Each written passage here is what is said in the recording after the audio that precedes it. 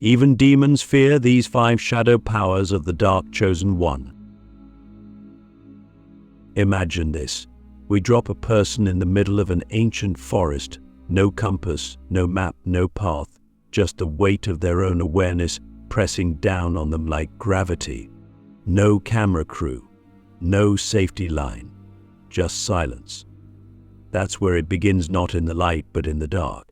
And if you've ever been there, you already know the darkness doesn't lie. It strips you. It unmasks you. It reveals who you are when no one is watching, when nothing is performing, when even your thoughts betray you.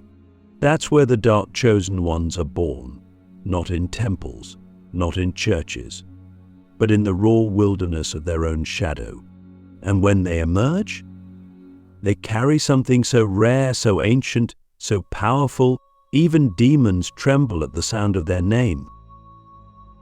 Because there are 5 shadow powers that awaken only in those who've gone deeper than fear, deeper than pain, deeper than death. These are not gifts.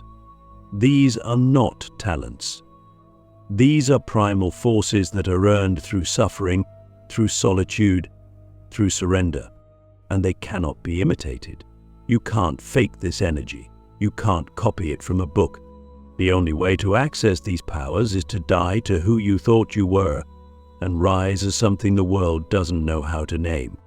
These powers are not for the faint of heart.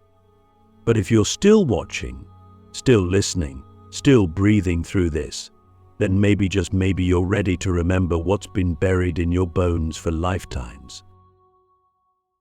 Click subscribe to this channel to get more profound spiritual lesson. The first shadow power is sovereign stillness. It sounds gentle. It's anything but. This is the stillness that comes after the chaos has chewed you up and spit you out. It's the kind of inner silence that doesn't need to prove anything, doesn't need to speak to be heard, and doesn't flinch when the world screams. Most people are reactive. They're pulled by every emotion, every insult, every shift in energy. But the Dark Chosen One, they are unmoved. They can sit in the center of the storm and become the eye of it. This stillness terrifies lower entities. Why? Because it's the end of control. You can't manipulate someone who's anchored in themselves. You can't provoke someone who no longer fears discomfort. That kind of stillness isn't passive, it's lethal. It radiates a message: I've seen worse than you, and I'm still here. But how do you get there? You suffer. You lose people who swore they'd never leave. You lose identities you spent your life building. You sit in rooms where your soul is screaming for clarity, and no one comes to help. And when the noise finally dies, you find yourself quiet, whole, and terrifyingly free. That's sovereign stillness. And once you have it, no demon can own you again. The second shadow power is shadow empathy. This isn't about being nice or understanding. This is the ability to look into someone's eyes and feel their trauma, their rage, their shame, not because you read about it, but because you lived it. You've touched your own darkness so deeply that nothing in another person can scare you anymore. You don't flinch at confession. You don't judge the ugly. You've been there. You've been the ugly. And now you can hold space for others in a way that feels like spiritual surgery. This is why demons fear you. Because you're not afraid of pain, and you can heal with a glance, a word, a silence. It's overwhelming at first. When this power awakens, you feel everything. The weight of every room, the hidden grief behind smiles, the rage buried under politeness, and if you're not careful, it'll drown you. That's why most people run from shadow empathy. It's too much. But we lean in. We make our nervous system a sanctuary. We transmute chaos into calm. And when someone sits with us, they feel seen in a way they didn't know they needed. That's a power no demon wants you to master, because it makes you a mirror. And the truth terrifies those who live in lies. The third shadow power is sacred defiance. the refusal to bow to false gods, the power to say no when the world demands your yes. This isn't just rebellion, it's divine rebellion. It's the moment you realize that everything you were taught to believe was designed to keep you small, safe, controlled, and you burn it, all of it, not out of hate but out of clarity. You stop apologizing for your truth. You stop dimming your light to comfort others. And you stop playing the role they gave you. That's when the system starts to shake, because you're no longer a player in their game. You've become the glitch, the error they can't explain. But here's the twist. Sacred defiance isn't loud. It's not always a protest or a scream. Sometimes it's walking away. Sometimes it's silence. Sometimes it's doing what no one expects, because you're no longer predictable. You move from alignment, not approval, and your energy becomes radioactive to anything false. That's why the world will either try to silence you or follow you, because your freedom exposes their chains. So let me ask you something. When was the last time you told the truth even though it cost you everything? That moment. That was sacred defiance. That was your power breaking through the programming. And if you've done it once, you can do it again and again, until your entire life becomes a rebellion of authenticity. These three powers, sovereign stillness, shadow empathy, and sacred defiance, are not just traits. They're frequencies. They alter reality. They collapse illusions. They call in truth. And with each one you embody, you become less human and more archetype. You become the thing that ancient myth tried to describe but never captured, the one who walked through hell and came back with eyes that no longer lie. And we're not done yet. There are two more shadow powers demons fear the most, because they don't just shift your inner world, they shake the grid of the entire collective. The power to consume and the power to create, the final two forces that make you untouchable. There's a line in the journey where you stop asking for permission. You stop waiting for signs. You stop negotiating with fear. You realize you've crossed into territory where the rules no longer apply, not because you're reckless, but because you are now governed by something deeper than morality, deeper than belief systems, deeper than logic. You are governed by truth. And truth does not ask for validation. It simply is. That's where the final two shadow powers awaken. They don't arrive with trumpets or visions. They rise from within, like a memory you never knew you had. And when they come online, you don't just carry power, you become it. These two powers are the most feared, the most misunderstood, and the most untouchable. Because once they're active in you, nothing lower can survive in your field. Not lies, not manipulation, not demonic interference, nothing. The fourth shadow power is the power to consume. But this is not destruction for the sake of chaos. This is sacred consumption. The ability to take in darkness, pain, distortion, projection, and transmute it into fuel, into clarity, into fire, into art. Most people are absorbers. They take on energy and become overwhelmed. But the dark chosen one, we evolve it, we digest it, we make it useful. Someone sends hate, we turn it into insight.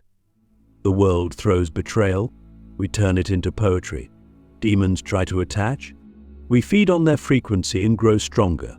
Not because we fight, but because we integrate.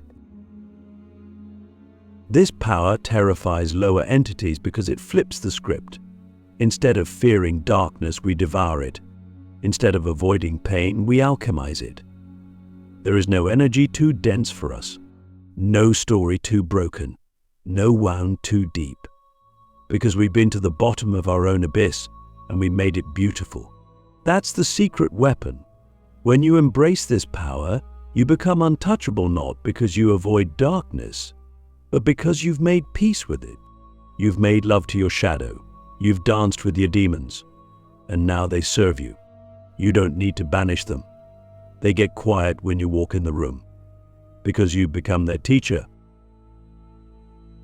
But this power doesn't come without a cost. To consume distortion, you must first face your own.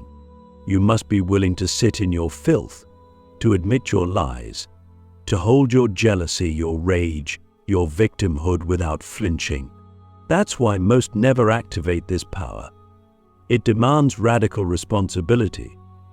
But once you step into it, you become a walking vortex where nothing false can survive. You don't attack, you absorb. And what you absorb, you evolve. And then comes the fifth and final shadow power, the one that completes the circle, the power to create.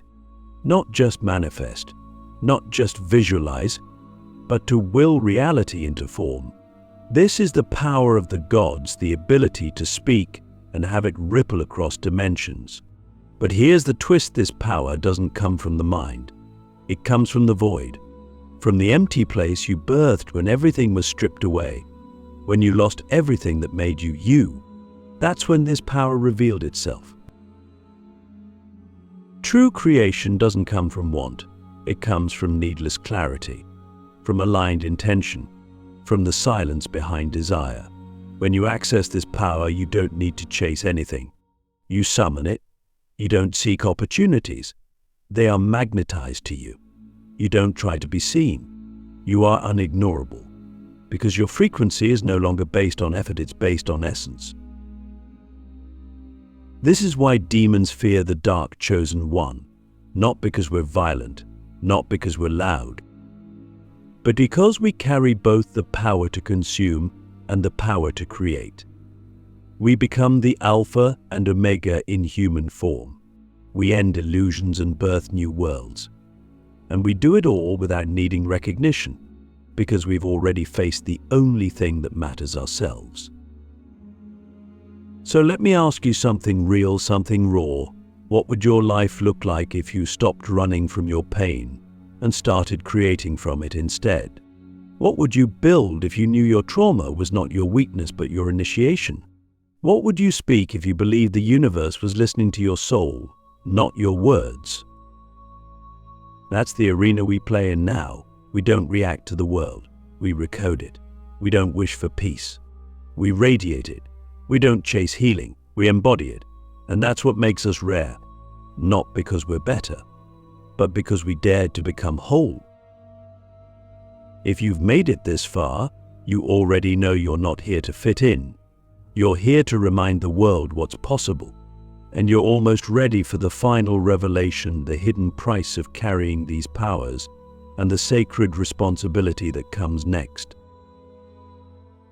The weight of power, the curse of clarity, and the sacred duty of the unbreakable. Power always comes at a price, and not the kind you pay once and forget. I'm talking about the kind of weight that never leaves your shoulders. The kind that changes the shape of your soul. When we speak of the shadow powers, the stillness, the empathy, the defiance, the consumption, and the creation, what we rarely talk about is the burden they bring. Everyone wants to be powerful until they realize what that actually means. It doesn't mean you get fame or ease. It means you now carry responsibility for what you know. And once you see the truth, you can never go back. That's the curse of clarity. Once you see through the illusion, once you pierce the veil, you are forever altered. You can't unsee it. You can't pretend anymore. And you can't play small just to make others comfortable. This is the part no one warns you about. The loneliness. The silence that follows awakening. The way people start to fall away, not because you've changed, but because your frequency exposed what was never real between you. You begin to experience a strange, aching kind of grief. The loss of who you used to be, the life you used to live, the innocence of believing in the stories that once comforted you. And yet, beneath that grief is something even more profound, a sense of duty. A knowing that you were never meant to stay hidden, that the pain, the fire, the initiations, they weren't just for you. They were shaping you for something larger, something sacred. And this is where the true path begins. Because once you carry these shadow powers, the universe starts asking more from you. Not because it's cruel, but because it knows what you're capable of. You'll find yourself in rooms where no one understands you, but you'll still speak truth. You'll be asked to hold space for others, even when your own heart is breaking. You'll be called to walk away from comfort just as it becomes tempting. Why? Because you are no longer operating from ego.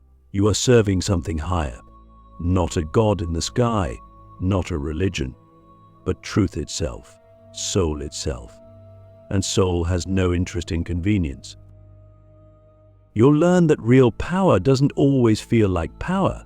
Sometimes it feels like heartbreak, like exhaustion, like showing up when no one claps, when no one sees, but you do it anyway, because the sacred doesn't need an audience. It needs integrity, and that's what you become. A living vessel of integrity. You no longer move for applause. You move because your very being is a prayer, and that is what demons cannot touch. Not because you're armored, but because you are undefended. You don't resist life anymore. You flow with it, even when it breaks you, especially when it breaks you. And that's the paradox of becoming unbreakable. You don't get there by being strong in the way the world defines it. You get there by surrendering completely, by letting every false layer die, by crying when it hurts, by kneeling in the dark and whispering, "I don't know anymore," and still choosing to rise. Again, and again, and again, until there's nothing left but the real you, not the polished one, not the one who knows all the right words, but the raw, holy, unfiltered frequency of your soul. And that is what the darkness fears most. Because you become unpredictable, you become free, you become the one who can walk into any shadow and not lose yourself. You don't need protection anymore, because you are the storm, you are the silence, you are the sacred void from which all things return. And when you walk like that, speak like that, live like that, everything around you either rises to meet you or falls away. That's not arrogance. That's alignment. That's the cost of carrying this kind of light, born in darkness, forged in pain, refined by truth. So I ask you now, from one warrior to another, what are you still holding on to that cannot walk with you into your next evolution? What needs to die so that you can finally live? What truth have you been afraid to speak because you know it will change everything? And are you ready to speak it anyway? Because once you do, the final transformation begins. The path of the unbreakable isn't just about surviving darkness. It's about becoming the light that darkness respects. The kind of light that doesn't need to shine to prove it exists. The kind that simply is silent, sovereign, and infinitely powerful. The dark gift, why you were chosen, and what comes next. There comes a moment on this path when you realize something shattering, something that breaks the last illusion you've been holding onto. It's the moment you stop asking, "Why me?" and you start understanding, "Of course me." That shift is everything. It's not ego. It's remembrance. It's the moment you stop resisting the pain, the chaos, the silence, and start seeing all of it as a sacred blueprint. You weren't cursed, you were called. And not everyone hears that call. Fewer still answer it. But you did. Maybe not perfectly, maybe not without fear, but you're still here, still breathing, still rising. That means something. That means everything. The dark gift is not something you acquire. It's something you uncover. Something that was always there, buried beneath layers of programming, fear, and survival. It's not a talent. It's not a skill. It's your essence. It's the part of you that existed before the world told you who to be. And when you strip everything else away, every mask, every label, every role, you find it waiting. Patient, eternal, unchanging. That's the gift you. The real you. The one that can't be broken, manipulated, or forgotten. The one who remembers.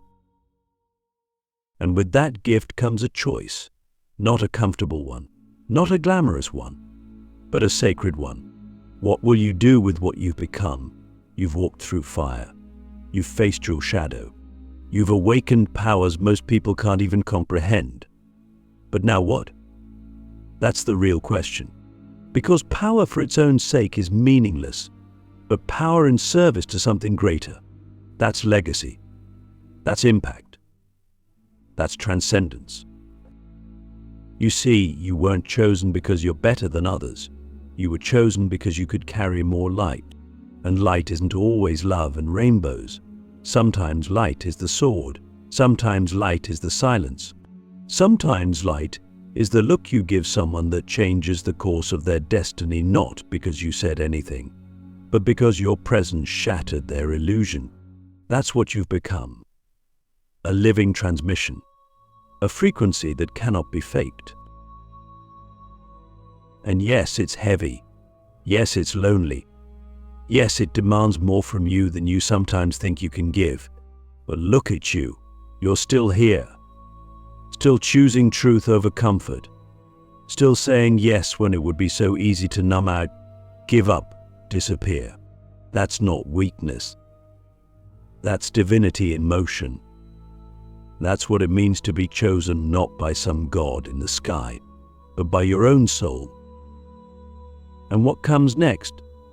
That's the real mystery. Because now life becomes a co-creation. You're no longer waiting for signs, you are the sign. You're no longer hoping for healing, you embody it. You don't walk into a room wondering how you'll be received. You walk in knowing you've already shifted the energy just by existing.